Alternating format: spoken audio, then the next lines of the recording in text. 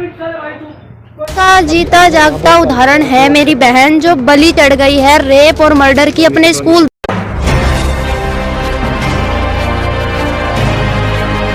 गाजी news channel, सबसे पहले देश और समाज की खबरें।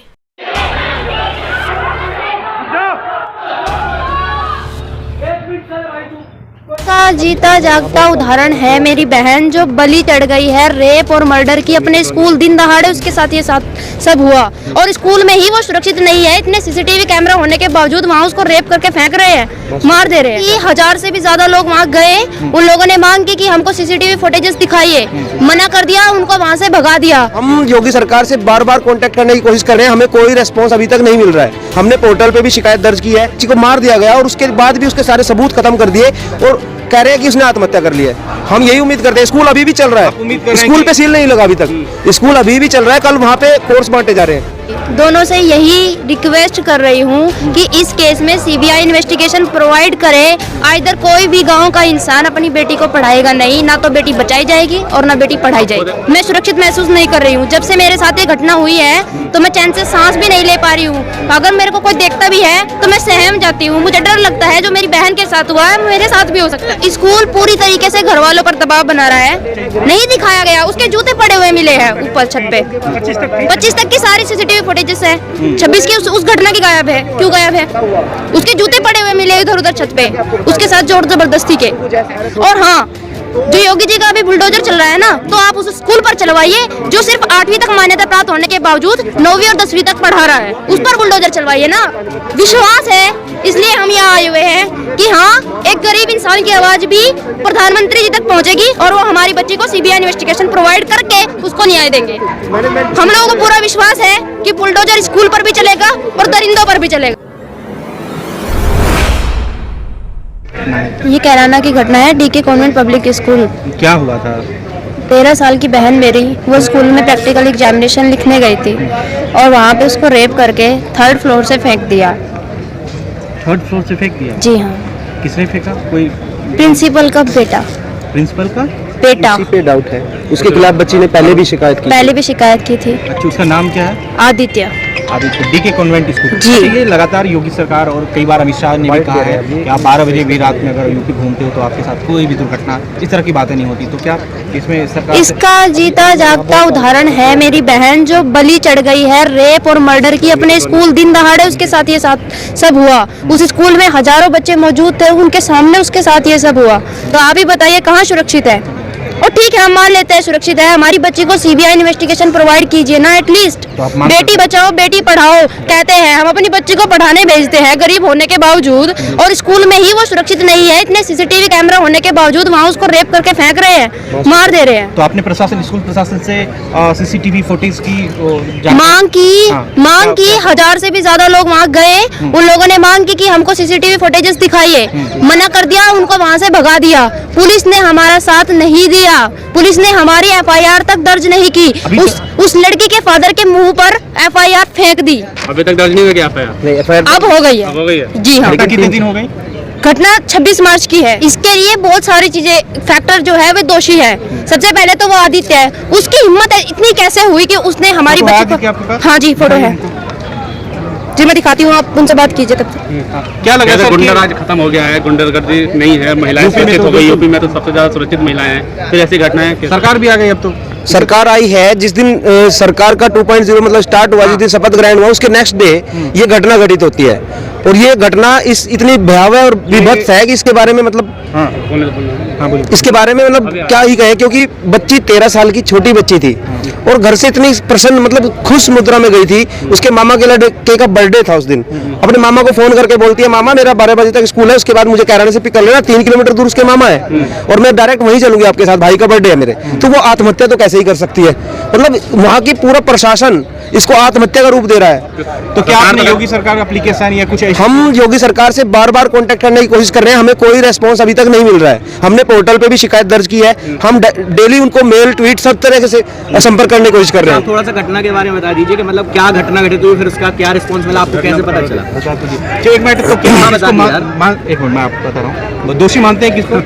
हम इस पूरे प्रशासन को इसके लिए दोषी मानते हैं और स्कूल प्रशासन को पूरे जिम्मेदार मानते हैं इसके लिए, क्योंकि स्कूल में हम अपनी बच्ची को स्कूल में उनके भरोसे पे छोड़ के आते हैं और कक्षा 1 से फर्स्ट क्लास से 9th तक उसी स्कूल में बच्ची हमारी पढ़ी है, तो उनकी पूरी जिम्मेदारी बनती है और वो अपनी जिम्मेदारी से मतलब पल्ला तो उधारना एक छोटी बात कहूँगा मैं होगी इसके लिए कहना, लेकिन तो वो तो बिल्कुल ही मतलब बच्ची एक्सपायर हो गई, बच्ची को मार दिया गया और उसके बाद भी उसके सारे सबूत खत्म कर दिए और कह रहे हैं कि उसने आत्महत्या कर लिया है। दिल्ली में भी किसी मिनिस्टर से या कोई मेंबर ऑफ पार्लियामेंट से आपने बात करने की कोशिश की, शिकायत कहीं आपने वहां पर दिया शिकायत?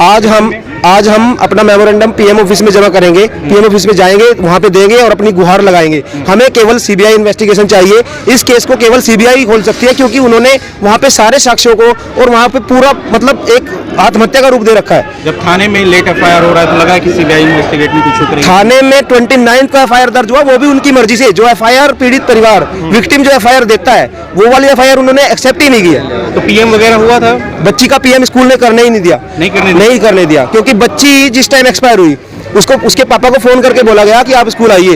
पापा ने बोला बात क्या हुई है, उनको बात नहीं बताई गई क्या हुआ है, बोला आप स्कूल आइए वहीं पे बताएंगे। प्रशासन तो बहुत सख्त है, कहते हैं कि तुरंत बुलडोजर चला दिया जाता है किसी पर। प्रशासन, हम यही उम्मीद करते हैं प्रशासन से, लेकिन हमें अभी तक कोई रेस्पॉन्ड नहीं मिला इसके लिए। हम यही उम्मीद करते हैं, स्कूल अभी भी चल रहा है, स्कूल पे सील नहीं लगा अभी तक, स्कूल अभी भी चल रहा है। कल वहाँ पे कोर्स बांटे जा रहे हैं, मतलब बच्चों को नेक्स्ट ईयर के लिए कोर्स बांटे जा रहे हैं। उम्मीद कर रहे हैं स्कूल पे बुलडोजर चलेगा? हम ये उम्मीद कर रहे हैं कि ऐसे स्कूल पे बुलडोजर भी चले और ऐसे स्कूल प्रशासन को पूरे को सजा मिले, इसके लिए वो पूरा रिस्पॉन्सिबल है। तो आप दोषी डाउटफुल है या कंफर्म है आपके हिसाब से? हमारे हिसाब से कंफर्म है। कंफर्म? हम कंफर्म है। आप कैसे कंफर्म? हम कंफर्म इस तरीके से हैं, बच्ची को जैसे मैं घटना बता रहा हूँ, जैसे पापा को बुलाया स्कूल में, पापा को वहाँ गए तो वहाँ बच्ची नहीं थी, भीड़ थी। जब भीड़ थी तो पूछा, बच्ची कहा कि पास के क्लिनिक में गई है, पास के क्लिनिक में गई तो बच्ची अंतिम सांस ले रही थी। उसके बाद उन्होंने बोला कि कहीं हायर ले जाइए, तो वहां से शामली 12 किलोमीटर दूर था, वहां वो लेके नहीं गए। वहां से कैराने का सीएचसी जो मतलब फर्स्ट एड भी कराना था तो कम से कम गवर्नमेंट हॉस्पिटल जाते, तो वो एफआईआर की कॉपी मांगते पहले। एफआईआर उन्होंने करनी नहीं थी, पुलिस उन्होंने बुलाई नहीं, ना एम्बुलेंस बुलाई, अपनी गाड़ी से लेकर वो 30 किलोमीटर की यात्रा पे निकले। बच्ची 2 मिनट में एक्सपायर कर गई होगी उस क्लिनिक के बाद जाके, तो उसको डेड बॉडी को ही लेके गए और वहां पे भी डिक्लेयर कराने की बजाय अपनी गाड़ी से एम्बुलेंस की और वहां से एम्बुलेंस में शिफ्ट किया, बोला मर गई, और लेके गांव में चल दिए एम्बुलेंस। और बच्ची की मम्मी उस गाड़ी में शिफ्ट हो गई जिस गाड़ी में बच्ची गई थी। बच्ची की मम्मी को घर पे 1 घंटा लेट ले गए, मतलब 3 घंटे का टाइम लिया उन्होंने बच्ची की डेथ के बाद। उस 3 घंटे में उन्होंने स्कूल का सारा प्रूफ, सीसीटीवी, वहां पे जो ब्लड के मार्क्स थे, ऊपर जो भी फिंगरप्रिंट्स वगैरह सब कुछ कवर अप कर दिया उन्होंने, टाइम बाय करते चले गए। तो आपने ये कैसे कंफर्म किया कि दुर्व्यवहार हुआ है बच्ची के? बच्ची के साथ दुर्व्यवहार हुआ है। बच्ची जब हमारे पास डेड बॉडी आई तो बच्ची देखने से भी थोड़ा लग रहा था ये चीजें, और उसको फेंका गया था। ये तो कंफर्म ही है कि उसकी गर्दन की वो टूटी है। अगर बच्चा ऐसे कूदता है तो सामने से सर लगता है या फिर छाती लगती है, ऐसा कुछ होता है, लेकिन हमारी बच्ची ऐसे फेंकी गई है पीछे से, और हमारी बच्ची यहाँ से मतलब वो था उसके लगा हुआ था, उसकी ये वाली हड्डी टूटी हुई थी। तो ये तो कंफर्म है कि उसको फेंका गया है। ठीक है, तो फोटो दिखाई जिसको आप बता रहे हैं कि ये फोटो वो है जिसके खिलाफ मतलब उन्होंने पहले भी शिकायत दर्ज करी थी बच्चे ने। आदित्य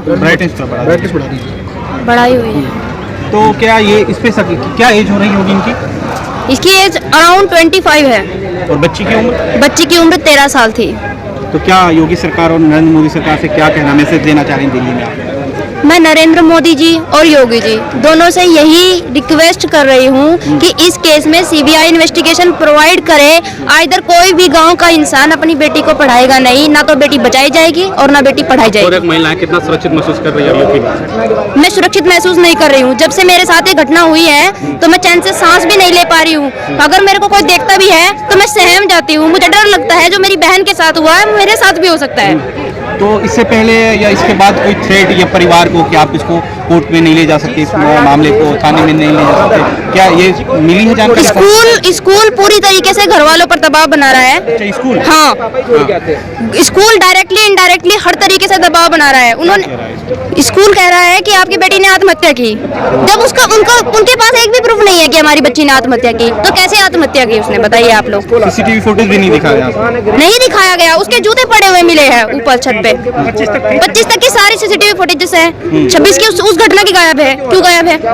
उसके जूते पड़े हुए मिले इधर उधर छत पे, उसके साथ जोर जबरदस्ती के। तो क्या कपड़े उपड़े फाड़े मिले थे इस तरह से? कपड़े फटे हुए नहीं मिले, लेकिन उसकी जांघों पर खरोचे थी। अच्छा, क्या कहेंगे लास्ट में? जो नई नई सरकार बनी है आपके यहाँ तो 2.0 आपके यहाँ तो सरकार ने गृह मंत्री भी गए, प्रधानमंत्री भी गए, योगी जी भी जाकर कह रहे थे महिलाएं सुरक्षित है। अब क्या कहेंगे सरकार? हम इस बात पर विश्वास अभी नहीं कर सकते कि महिलाएं सुरक्षित है। हाँ, आप अनुष्का को न्याय दिलवाइए, उसको सीबीआई इन्वेस्टिगेशन प्रोवाइड कीजिए, ताकि गांव के लोग डरे सहमे नहीं कि हम भी अगर अपने बच्चों को स्कूल में भेजेंगे तो उनके साथ में ये सब हो सकता है। और हाँ, जो योगी जी का अभी बुलडोजर चल रहा है ना, तो आप उस स्कूल पर चलवाइए जो सिर्फ 8वीं तक मान्यता प्राप्त होने के बावजूद 9वीं और 10वीं तक पढ़ा रहा है, उस पर बुलडोजर चलवाइए ना आप। कहीं ना कहीं लाइसेंस जो है नहीं है उसके पास। 8 तक है। जी हाँ, 9-10 को पढ़ा रहा है, और 9th में हमारी बच्ची थी, उसको मार दिया गया। तो क्या ऐसा लग रहा है कि उसके ऊपर कौन है? कोई पॉलिटिकल बैकग्राउंड ये क्या है? पॉलिटिकल बैकग्राउंड तो मुझे भी नहीं पता, और हो सकता है इनडायरेक्टली कुछ हो, बट जो स्कूल का प्रिंसिपल है वो पूरे मामले को दबाने की कोशिश कर रहा है और उसको आत्महत्या का रूप देने की कोशिश कर रहा है।